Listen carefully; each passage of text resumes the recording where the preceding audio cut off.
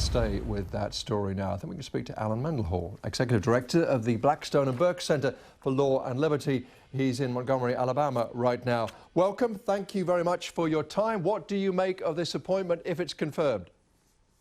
Well, I think it's a very solid appointment for Donald Trump. I think Gorsuch is a reliable conservative, and I think he will sail through the nomination process. I really do. I know that's a bold statement to make, but he was confirmed by a voice vote, unanimously confirmed when he was appointed to the 10th Circuit.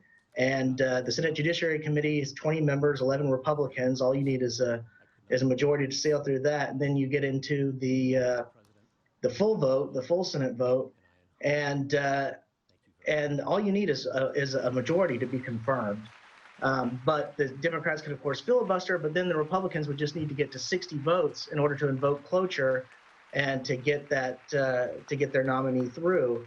And I believe that with 52 senators and with just 8, I think they could peel off 8 Democrats. I really do. People like Senator Joe Manchin and some of the more blue dog Democrats that could turn over. I don't think this nomination will be as controversial as the next one, because right now you're replacing a Scalia with a Scalia. Now, what happens if you replace a Ginsburg or you're replacing a Breyer? Then you're going to see a much more of a fight. The next one, of course, could be a big one for President Trump. I think there are 3 justices around the age of 80, aren't there? Whether or not the Democrats can block this nomination, they do say there are serious questions about whether he believes the Constitution really protects every American, not just the wealthy. He has spent his career pretty much representing big corporate clients, hasn't he? Well, I think it's wrong to read a lot into the types of clients people have represented. If they're working for a law firm, you would expect them to represent those firms' clients. Now, if it were something like, you go work for a public interest group, you work for the ACLJ, or you work for the Institute for Justice, or you work for a public interest firm that's doing a particular type of law, then it's fair to read into those clients, certain ideological viewpoints. But if you're working for a big law firm, you should expect to have big corporate clients. So I would think it would be a mistake to just look at clients and to infer some sort of judicial philosophy for the types of entities you represent.